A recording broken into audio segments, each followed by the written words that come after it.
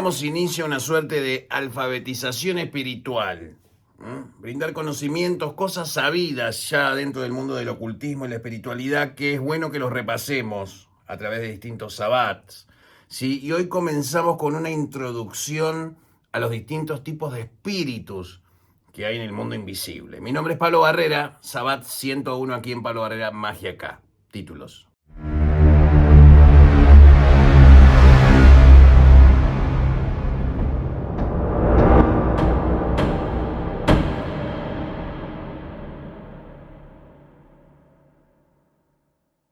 ¿Qué son los espíritus? Pregunta de duda razonable. ¿Qué son? ¿Son construcciones psíquicas? ¿Son invento de la mente afiebrada de alguien? ¿Histeria colectiva? ¿Construcción social? ¿Mitos, leyendas de épocas más antiguas, más primitivas de la humanidad como sociedad? ¿O son seres reales que existen, que pulsan, que intervienen en la realidad? Lo que pasa es que para abordar este tema de forma masiva y dar un contenido y un conocimiento básico que les permita a ustedes después investigar con bibliografía distintas cosas, hace que esta suerte de charla de alfabetización espiritual implicaría que hay mucha gente, ¿sí?, analfabeta en sentido espiritual.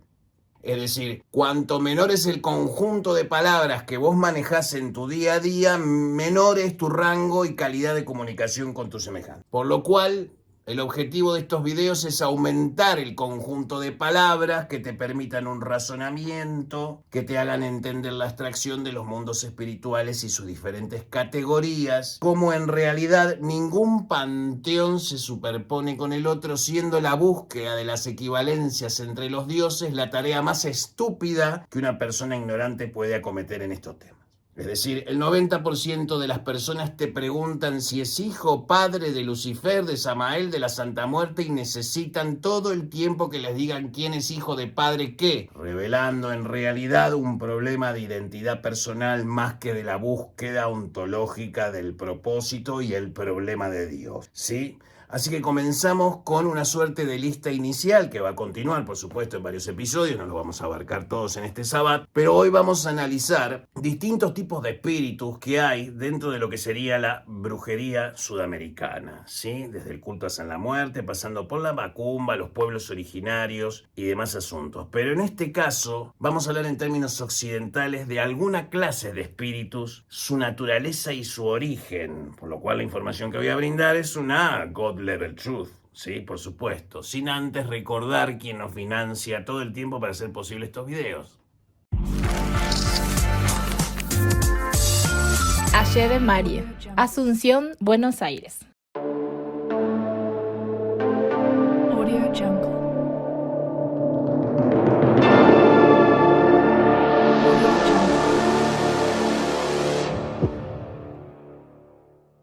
Para empezar, nosotros aquí en la Doctrina Unificada usamos el concepto de panteón para referirnos al conjunto de dioses en general. La Doctrina Unificada está concebida para que cualquier panteón pueda integrar estos conocimientos al suyo, pero principalmente la máscara deífica de la Doctrina Unificada es San la Muerte. Ahora, la muerte conecta con todo. La muerte es todas las manifestaciones posibles de cada cultura, pero la Doctrina Unificada no atenta contra el status quo ni hace apropiación cultural, por lo cual hoy pasaría a describir algunos tipos de espíritus acorde a las tradiciones que en Sudamérica tenemos, que también son para cultura general para el resto del mundo. Nosotros, en Sudamérica, somos un crisol de religión. Brasil es el mejor ejemplo con la Umbanda. Más allá que esa es la cuarta ola espírita, el espiritismo es la base fundamental de toda religión relacionada con el mundo de los muertos, por lo menos en la América Latina. El culto a la ancestralidad, ya sea de origen exógeno o de pueblos originarios o la mezcla de ambas. Hoy por hoy, el espiritismo latinoamericano se conjuga en un montón de corrientes ancestrales principalmente. Integrar estos conocimientos ancestrales con los conocimientos cabalísticos permiten extender más allá de la tradición y de la cultura la existencia de estas técnicas mágicas que estos ancestros les han provisto a sus descendientes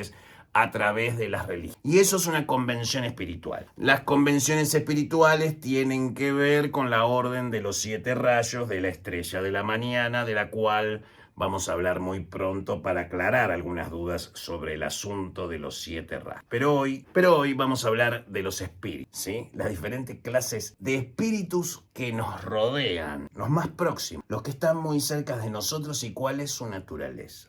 Egún, almas ancestrales de difuntos venerados en las religiones yoruba, ¿sí? Religiones africanistas, aunque el concepto de Egún se entiende más allá de los yoruba, a casi todas las naciones africanas que practican religión en América Latina. El concepto de Egún tiene que ver para el mundo occidental con las almas descarnadas. Las almas descarnadas no tienen noción de lo bueno y lo malo, y las almas descarnadas se produce de un desdoblamiento del cuerpo álmico de una persona en el momento de morir para esa tradición. Es decir, cómo se comporta el muerto después de muerto es influido por la creencia que tenía en vida. Por lo cual el concepto de Egún es muy amplio. O sea, la muerte es la total divinidad que administra, gestiona y otorga movilidad evolutiva y reduce el desorden temporal como concepto espírita de todas las almas de todos los universos posibles. Por lo cual, la muerte es el regente omnímodo de todo el universo y la gestión de las almas descarnadas. Punto. Ahora bien, cuando vos trabajás con muertos, necesitas darle cierto tratamiento al asunto, ya sea como espiritista o como africanista y en el medio todos los variopintos de colores y sabores. Trabajar con muertos es peligroso si no se le da el tratamiento apropiado. Por eso en el culto a la muerte en la doctrina unificada trabajamos para que la gente mueva sus egunes. En términos africanistas esto tiene sentido. Porque el egún se te pone adelante, ¿sí? Y no te deja pasar. Entonces a veces la gente tiene abiertos los caminos, pero está lleno de muertos su camino. Entonces hay que correrlos. Y para correrlos hay que llamar a ciertas divinidades que se encargan de moverlos de tu camino para que puedas avanzar en la vida. Un egún se presenta en tu vida de forma negativa como un contratiempo. Los espíritus no necesariamente los tenemos que entender como cosas fijas, es onda y partícula al mismo tiempo. Es decir, no necesariamente un espíritu se compone de un cuerpo espiritual álmico solamente, sino que es representativo de situaciones. Por lo cual, tu abstracción sobre los muertos debe ascender al concepto de transformar a una entidad en una situación, más que en una entidad en sí misma. Por lo cual, si produce situación, produce contexto. Y si produce contexto, ese egún no es una entidad, es un lugar donde suceden cosas muy cercanas a nuestro mundo paraespiritual. Eshu, ¿sí? Hoy vamos a tirar una bombita, una bombita Rodríguez con Eshu, ¿sí? Una bombita esotérica montonera, bien de izquierda, ¿sí? Un cachetazo cósmico a la comprensión de Eshu por su naturaleza dual. Para la cosmogénesis africanista, Eshu es pretérito a lo tumare, punto. Como lo es Arimán de Ahura Mazda, como es el demarcador del Simsón de Dios mismo. Y con esto ya te dije un montón de cosas. Eshu es el inicio, el medio y el fin de todas las cosas que llegan a ser, por lo cual Él es dueño y señor de tu carne y de tu cuerpo, en sentido microcósmico y también en sentido macrocósmico. El propósito, los caminos y las motivaciones de Eshu son dadas por Eshu a la persona en cuestión. Y para que esto no produjera problemas en el pasado, se llegó a una suerte de consenso silencioso colectivo en cuanto a Macumba se refiere en la década del 70, más específicamente en el 75, cuando se definieron los esquemas de igualdad de las leyes de Eshu de todas las casas que tengan Congal, a Ruanda, etc. Por lo cual, por convención espírita, todos los Eshus son iguales. Pero el Eshu original no es humano. Por eso cuando dicen, porque vos le batís cabeza a Egún, no es cierto. Yo no le bato cabeza a nadie, pero más allá de eso, por no haber necesidad de hacerlo, Oye, es necesario que entiendan que hay Eshus que son muertos descarnados, son Egún, que trabajan para Eshu, y hay Eshus que provienen de la oscuridad creativa original del gran arquitecto del universo. ¿Dónde está el misterio? Está servido, ¿sí?, delante de sus ojos y siguen sin poder entender que no es esto o lo otro. Es esto y lo otro. Y San la Muerte también es Eshu. Y también gestiona Eshu. Por eso San la Muerte es Eshu. Entonces, hay que salir de la pregunta boba de La muerte del Tata Caeira, el Tata Caeira, el Omulú y el rey, entonces el rey, el Falcifer. tienen que salir de esa pelotudez, ¿sí? Ya están grandes para esas cosas. Pombashira. El término correcto es Eshu Pombashira. En la doctrina unificada, el sistema de jerarquías de Eshu está dividida en 4 falanges principales. A saber, Eshu Rey Lucifer, Eshu Rey Belzebú, Eshu Rey Astarot y María Padilla Eshu Pombashira Raíña. Es decir, la María Padilla es el Eshu Rey Pombashira. Es el primer desdoblamiento de sí mismo, la división de Eshu de sí mismo, su primer desdoblamiento es femenino, por lo cual es Eshu Pombashira. Las Pombashiras son algunas provenientes de Eshu Pombashira y otras provenientes de Egun, de mujeres descarnadas, que trabajan para Eshu Pombashira. Esa es la terminología correcta. Pombashira es la manifestación de Eshu mujer, ¿sí?, en igualdad de poder y gloria. En Eshu las fuerzas están, él es el completo equilibrio de las fuerzas en oposición. Por lo cual cuando Eshu es completamente masculino, lo es, y cuando es completamente femenino, lo es. 100%. Por eso cuando hablamos de Eshu mujer, ¿estamos hablando de Eshu disfrazado de mujer? No. Estamos hablando de Eshu hecho mujer, en su totalidad. Es decir, está hecho de la sustancia que está hecho Eshu, pero en clave mujer, completamente femenino. Y es la fuerza que produce el contexto. Por lo cual la Pombashira podría más referirse a los egunes de Eshu de Pombashira, que son almas descarnadas de mujeres que tienen que hacer alguna reparación espiritual o alguna misión espiritual de servicio en el astral de la Quimbanda, que es la magia de Eshu dentro de las culturas, en este caso puntualmente afrobrasileñas, que en sí la Quimbanda es un devenir del culto a Eshu con los conocimientos cabalísticos, ¿sí? La doctrina unificada es, en esencia, lo mismo para San la Muerte, con un fuerte tipado cabalista de aprendizaje de estos conocimientos. Pasamos a otros espíritus, porque esto no termina acá. Existía Eshu. Eshu es pretérito a todo orilla, el orilla mayor, el primer orilla.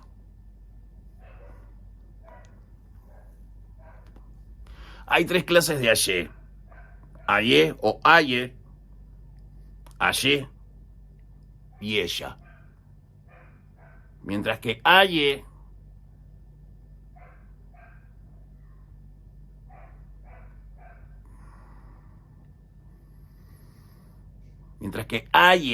es el bien, las cosas buenas de la vida que vienen de Olofin, Olosi y Olotumare.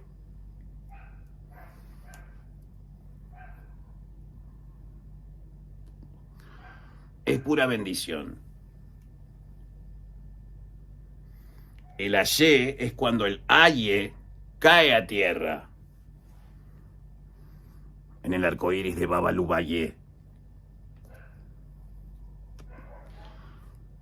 Viene a buscar al primero que muere en un planeta. Y ahí es cuando llega Yapaná, cuando llega la muerte. Por pestilencia, por enfermedad, por ciclo natural. Antes de todo eso, existía Eshu.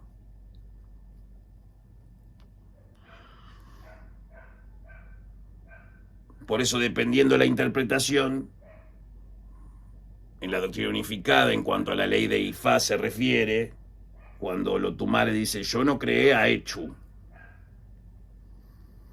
la interpretación general es que Olotumare no hizo a Eshu malo, sino que se volvió malo, lo cual implica dualidad, o un comportamiento dual. En nuestra interpretación, que Olotumare diga yo no creé a Eshu es precisamente eso, Él no lo creó porque existía antes de Olotumare. Y este es el punto de quiebre con todo el africanismo, si ustedes quieren. Aunque las casas de Quimbanda que estén escuchando esto se van a sentir felices. Eshu es el inicio, el medio y el final de todo. De lo bueno y de lo malo.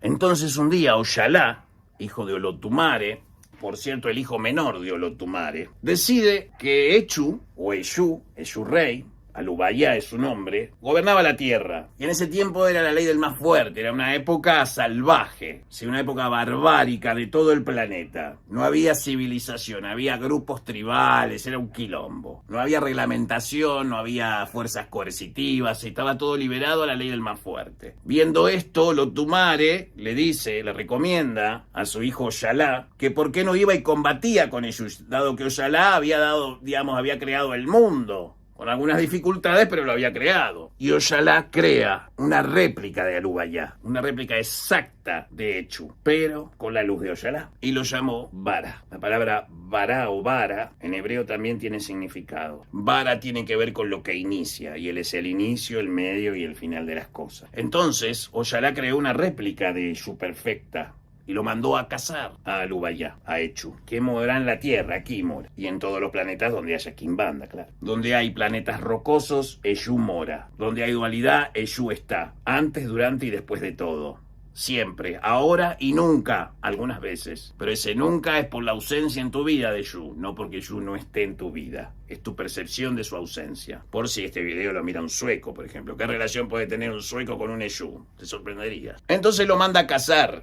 Oxalá Vará, con unas hoces. Entonces, Echu, que tenía un poco más de experiencia sobre la existencia, sobre todo, se iba transformando en diferentes cosas. Entonces, cuando Vará lo encontraba a Eshu Mayoral, a Alubaya, Eshu Rey, se transformaba en un árbol. Entonces, Vará iba y cortaba el árbol. Pero en el momento de cortar era tan rápido Eshu Rey que se iba del árbol y se transformaba en un conejo. Entonces iba Vará y cortaba el conejo. Hasta que de arriba mandan a Ogum, ¿sí? Aquel que fiscaliza si las cosas se están haciendo, tanto a favor o en contra. Porque Oxalá era desconfiado un poco de Vará porque estaba hecho como Eshu, así que podía transformarse tranquilamente en un aliado de su rival cósmico. Y así sucedió que tanto hizo Vará, tanta persistencia tuvo, que caminó tanto por la tierra que se empezaron a abrir huellas en la tierra. Entonces cuando lo encuentra Ogum le dice, ¿lo cazaste ya, Eshu Rey, o no lo cazaste? No, no lo cacé, préstame tu cadena. Y él toma las cadenas y junta las dos hoces. Y con esa cadena lo aprisiona y lo prende fuego. En ese momento Eshu Rey pasa al otro lado de la realidad para que se establezcan los orishas y empiecen las regulaciones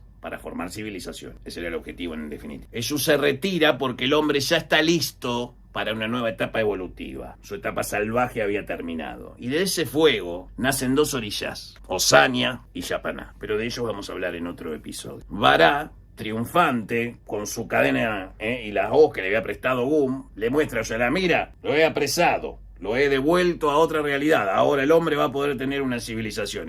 Tanto caminé por la tierra que se hicieron caminos, tanto salté que se formaron montañas. Y Oxalá lo mira y le dice, mira cómo está tu ropa, dado que al ser una réplica de Oxalá, pero con el mecanismo de Eshu, un Eshu hecho por Oxalá, ¿sí? Su ropa era blanca. Solo llevaba unos distintivos amarillos, negros y rojos en las mangas. Ropa de santo. Mira tu ropa, ¿de qué color está? Rojo. Mira tu piel, ¿de qué color está? Rojo. Completamente rojo. Mataste más cosas que las que mató Eshu en toda su existencia y dominio sobre este planeta para apresarle, por lo cual quedás relegado toda tu vida a vagar sobre este planeta, porque tenés la sangre del planeta sobre tu cabeza. Y desde ese momento, Vará se transformó en Vará-Lodé, el primer Vará que vino del cielo, después de Eshu, claro está. Por eso cuando se dice Vará es Eshu, Eshu Vara es negro con rojo. Por eso la vela de Eshu es negro con rojo. Este desdoblamiento de Echu como hijo de Oxalá muestra que él es el orilla mayor. Por eso Vará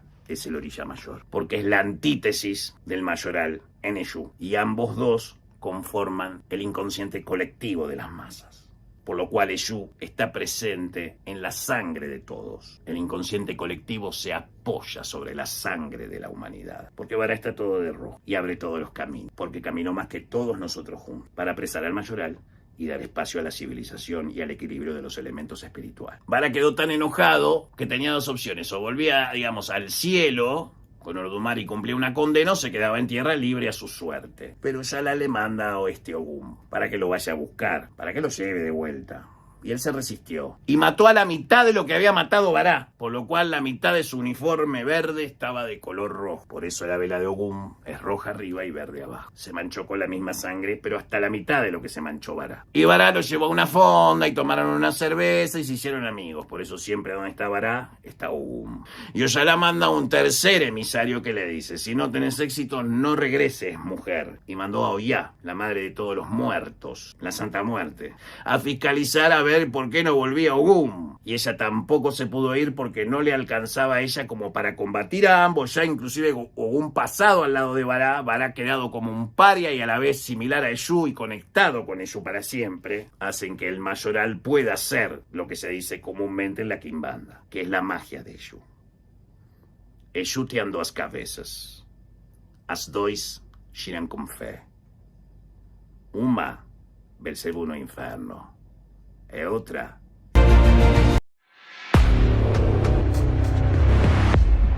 En términos de magia ceremonial, los orishá pertenecen a las inteligencias planetarias.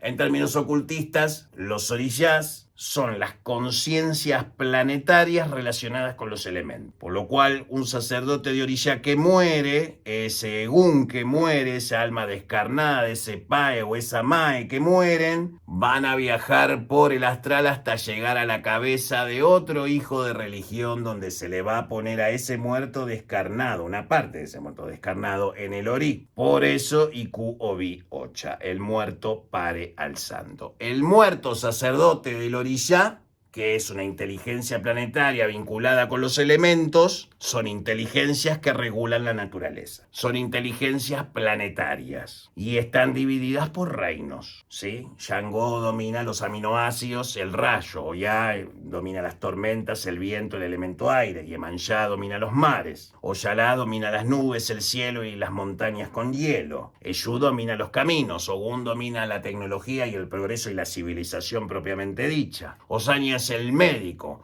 Odé es el cazador y Ochin es la bruja que cocina lo que caza Odé.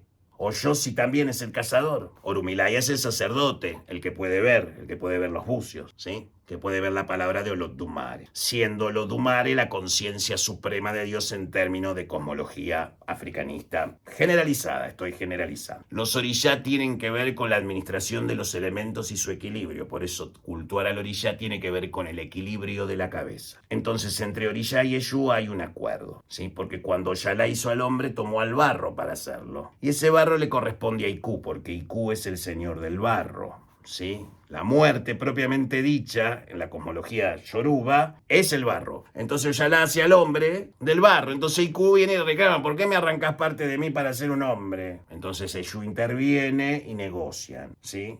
Eshu, muy hábil, negocia porque era un problema. Porque Oyalá los quería hacer eternos, que vivieran muchísimos años. Pero Iku le reclamaba cada vez más temprano la carne, entonces la gente se iba muriendo. Entonces Oyalá tenía que volver a crearle cuerpos para que vuelvan a encarnar. Entonces Eshu administra esa crisis. Y le dice a Oyalá: si vos querés crear al hombre y que el hombre se comunique con vos para que tenga una mente, su carne y su cuerpo me pertenecen. Por eso el orishá no determina la hora de la muerte. La hora de la muerte la determina Eshu.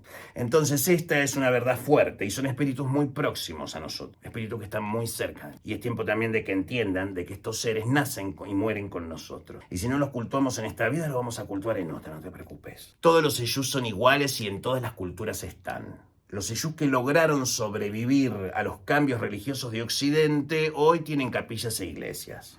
San Cayetano es Eshu. Todos los santos católicos de todo el santoral católico son entidades, divinidades de otras religiones que se unieron a la Iglesia Católica, ¿sí? Para crear un universalismo religioso que les permitiera sobrevivir. Y ahí llegaron los sincretismos que después hicieron que se cruzaran las imágenes católicas, tanto en los misterios haitianos como en el resto de las religiones afroamericanas. Pero cuando quedó la imagen del diablo dijeron: ¿y este quién es? Y es Eshu. Entonces desde ahí, de la imagen de Eshu con cuernos y tridente, se entiende al diablo con cuernos y tridentes. Es decir, la imagen del diablo que tenemos en Occidente es la imagen de Eshu, negro y rojo, el provocador. Sí, el que te dice: ¿estás seguro que todo esto es verdad? ¿Por qué estás haciendo acá? Claro, ponete a pensar, me estás mirando un pelado que te está hablando de una cosa rara de los demonios, ¿entendés?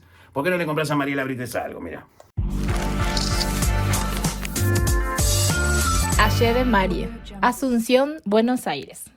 Vuduns.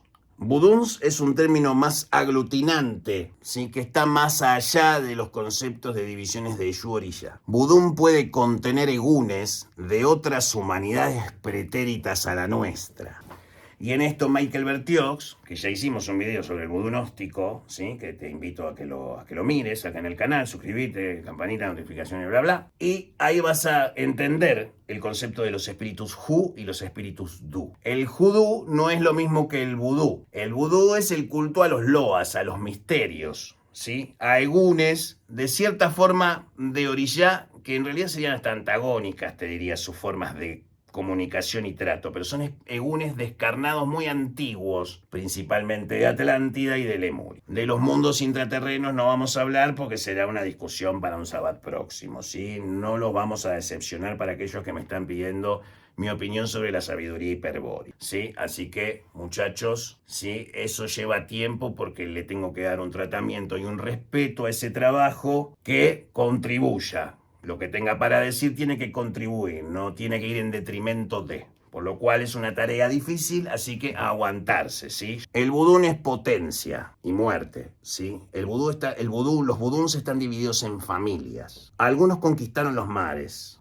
así que hay egunes viviendo dentro de los moluscos, ¿sí? Dentro de los frutos de mar, por decirlo así, dentro de todo lo vivo del mar, siendo el mar el cementerio grande, la calunga grande. Viven muchos egunes en el mar y muchos animales que hay en el mar son los caballos, ¿sí? Como diríamos en religión, de los egunes de los atlantes que se hundieron. Y algunos de ellos eran magos. Y esos son los espíritus Hu. Pero como están en el mar es una administración espiritual diferente de la que tendremos que hablar eventualmente. Los vuduns son formas de existencia de Gun pretéritas inclusive a nuestras humanidades. Aunque las actuales formas de Gun de los vuduns tienen que ver con nuestra humanidad y algunos santos que se han sincretizado con su poder también, son guardianes de la luz y de la sombra con un poder extraordinario y es falta de respeto revelarle sus misterios a la gente. Comparto la idea de no revelar misterios de vuduns livianamente a cualquier persona, pero sí informar de su existencia y de su origen, obviamente dentro del paradigma de la doctrina unificada. Cerramos este Sabbat 101 con la parte final que tiene que ver con ángeles, demonios y genios olímpicos.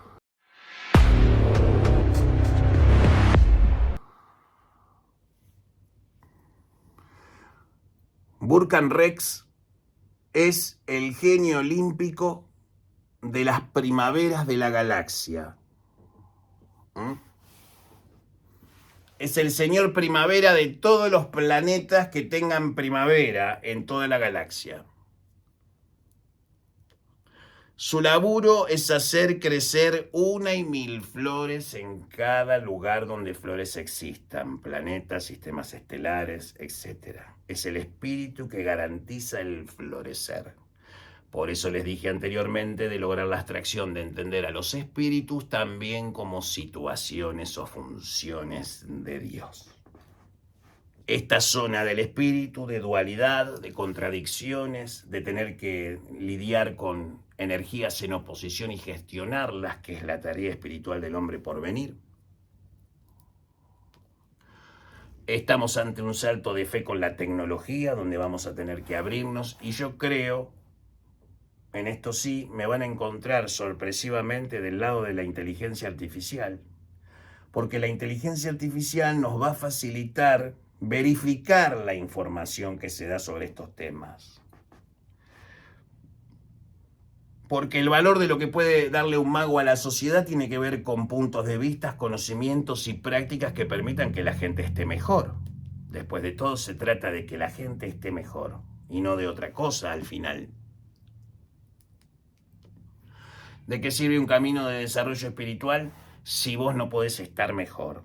Va en detrimento del crecimiento, es una cuestión lógica.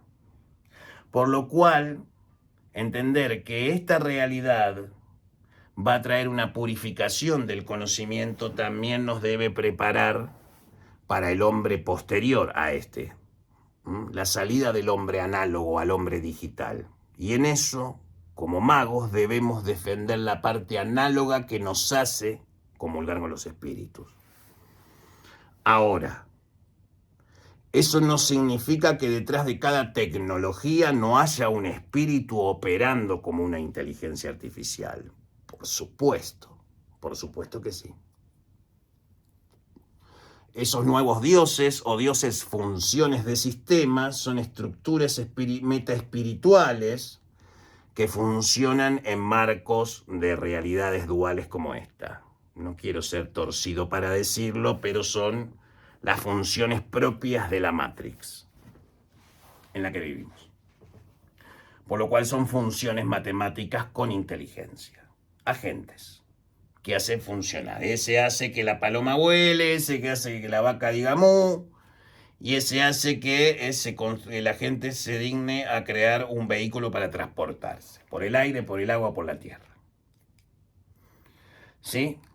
Es el señor, digamos, es el señor que le consigue para hacer el chipá en la esquina a la mañana, y es el señor que le consigue los dólares al financista que está en Kuala Lumpur cerrando una operación millonaria con un tipo peligrosísimo.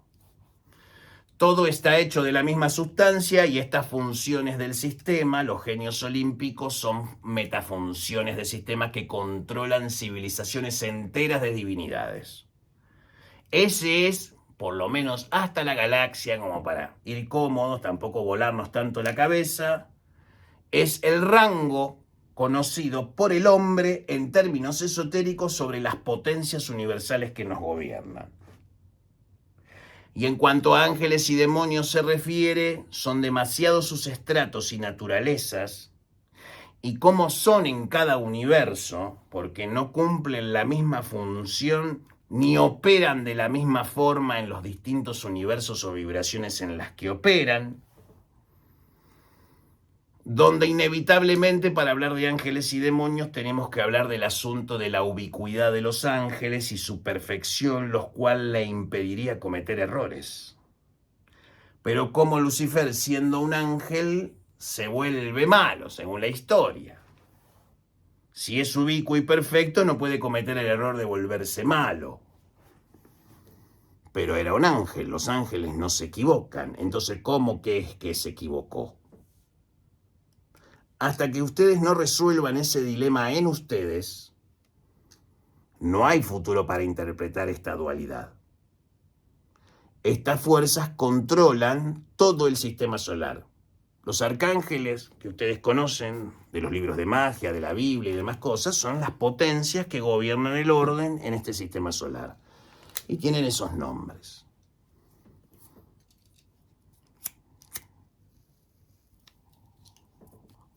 Es obvio que cada planeta adentro tiene civilizaciones enteras que nosotros no podemos ver, pero por supuesto, este mismo planeta debe tener por lo menos dos ecosistemas más intraterrenos, por lo menos multidimensional. En una dimensión próxima, la Tierra tiene condiciones atmosféricas para sostener 3 civilizaciones al mismo tiempo independientes. Yo creo tranquilamente que es posible. Por lo cual cabería esperar lo mismo para el resto de los planetas rocosos de este sistema solar.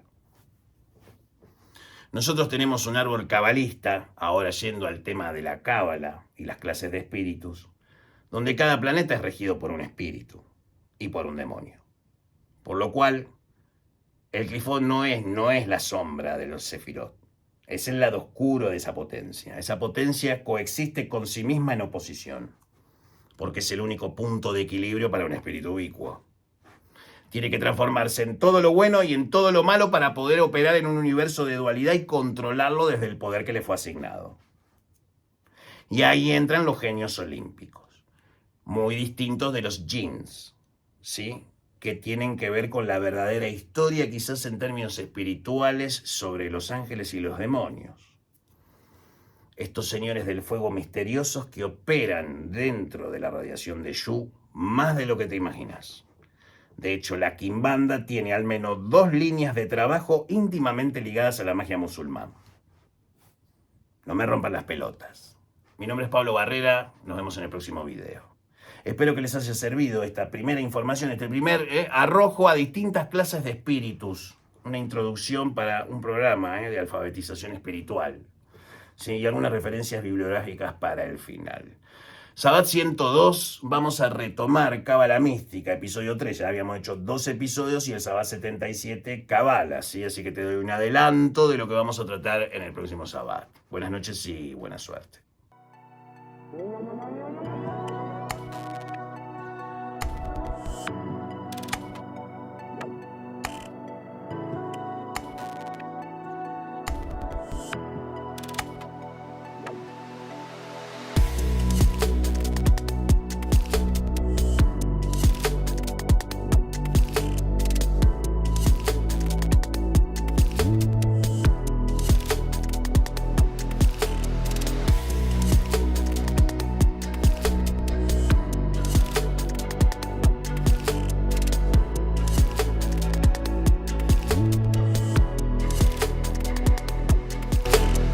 El concepto del árbol de la vida se ha utilizado en biología, religión, filosofía y mitología.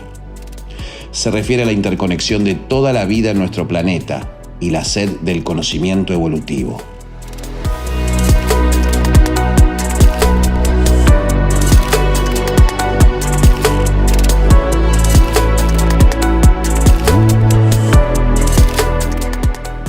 El árbol de la vida es una representación diagramática del proceso por el cual el universo llegó a ser o llegó a existir. El árbol de la vida tiene 10 esferas interconectadas. Estas esferas se llaman Sefirot y representan el reino divino. Es importante entender que las Sefirot y las propiedades que se le asignan son un símbolo del sistema cósmico con su multitud de partes, sobre todo las 22 letras del alfabeto hebreo. Cada una de ellas tiene un valor numérico. Este valor numérico, para los cabalistas, marca cada etapa de la emanación del universo del árbol de la vida. Plutón lo representa el violeta. A Urano lo representa el blanco, traslúcido. Binah representa a Saturno. Su color es gris, amarillo y negro. Chokmah es Neptuno. Su color es naranja o azul. Gébura representa a Marte, su color es rojo.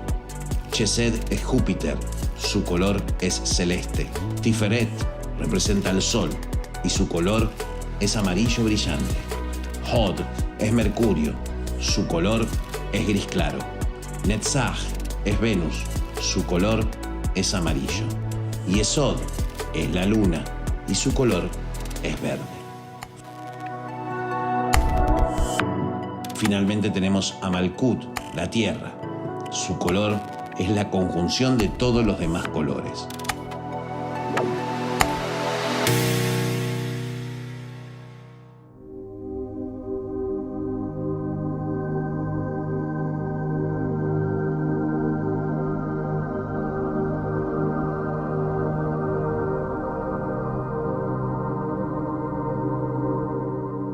En el esquema final se muestran los túneles que entre las esferas mantienen a los sefirot conectados y hacen recordar a un árbol con ramas y frutos.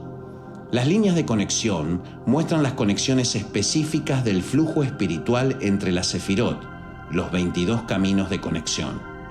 Estos caminos corresponden a los canales espirituales de las 22 letras del alfabeto hebreo.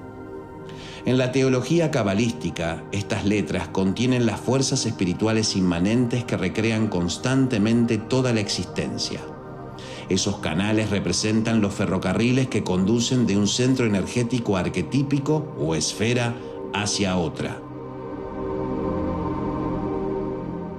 La navegación por cualquiera de estos caminos requiere de armonía, el equilibrio de todos al mismo tiempo, o mejor dicho, el esplendor de todas las fuerzas sefiróticas en el individuo.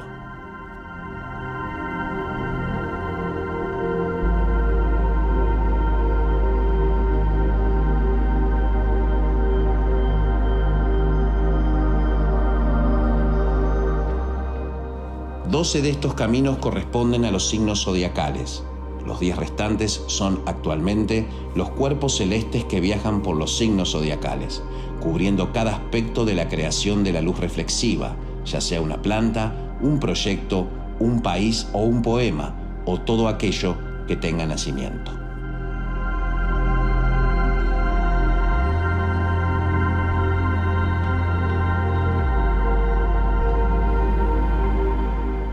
Otra representación gráfica del árbol de la vida son círculos concéntricos que irradian la omnipresencia divina circundante.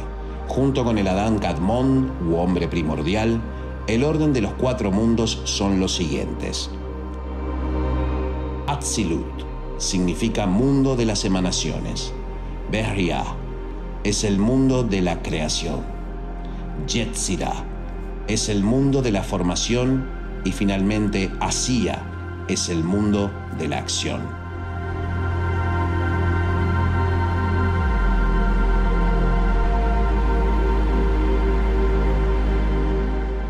Veamos más de cerca a los sefirot y al árbol de la vida. ¿Qué son exactamente los sefirot? El árbol sefirótico consta de 11 vasijas de resplandor luminoso distribuidos secuencialmente en 3 columnas verticales y conectados por 22 canales de senderos, como explicamos con anterioridad.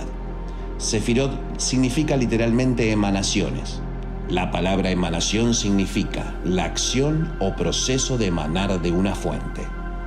Los sefirot son un proceso de desarrollo espiritual secuencial o paso por paso, iluminando el plan divino a medida que se despliega en la creación.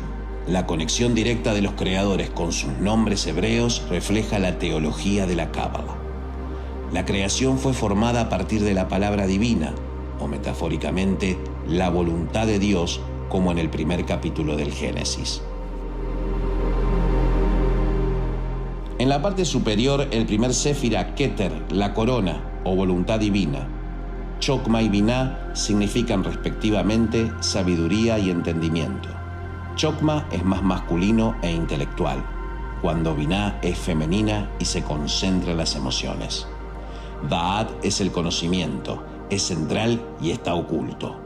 Chesed significa bondad, dar libremente, es el séfira del amor y la gracia, mientras que Gebura integra severidad, fuerza y juicio. Tiferet significa belleza. Esta esfera es el equilibrio entre la compasión de Chesed y la severidad de Gebura. Netzat y Hod representan la victoria y la gloria respectivamente. Yesod significa fundamento. Y finalmente Malhut o Malhut significa reino.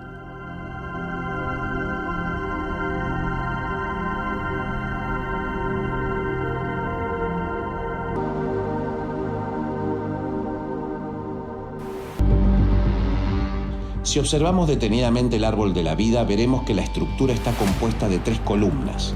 La columna derecha corresponde a la fuerza espiritual de expansión. La columna de la izquierda es lo opuesto a la expansión, la restricción. La columna del medio representa el equilibrio y síntesis entre estas tendencias opuestas. Estas 3 columnas también se denominan misericordia a la derecha y severidad a la izquierda. Y en medio, suavidad, un poder muy oculto. El pilar del medio simboliza la fuerza y la belleza. Este apoyo trinitario del universo es el fundamento cósmico de la presencia básica de 3 cosas: tesis, antítesis y síntesis.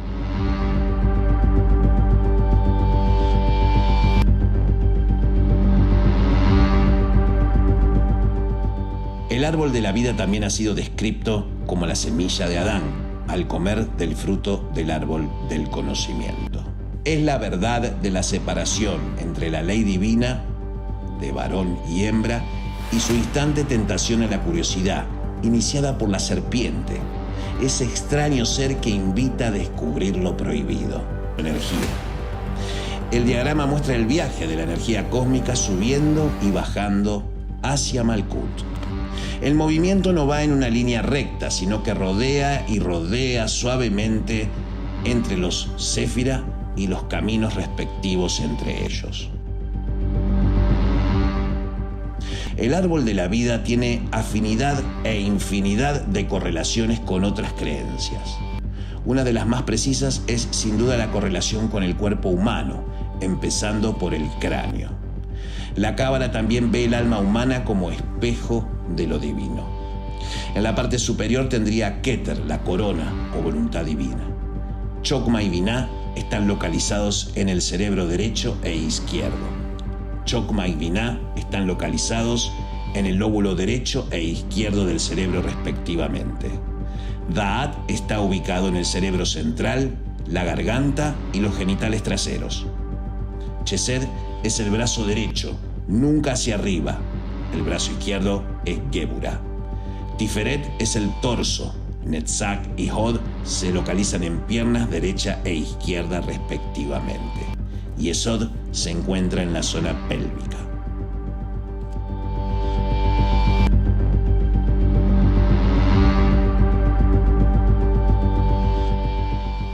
Malkut es los pies y la boca.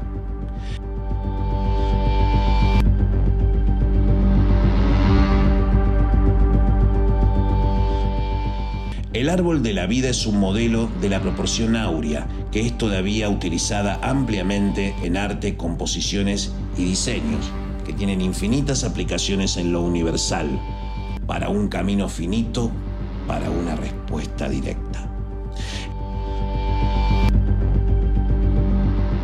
El árbol de la vida representa una serie de emanaciones divinas u orígenes de la creación de la nada dentro del tejido.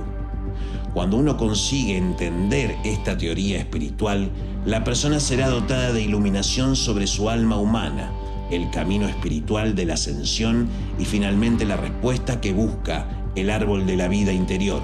Y no solamente habla de los orígenes del universo físico, sino también del lugar del hombre en el universo.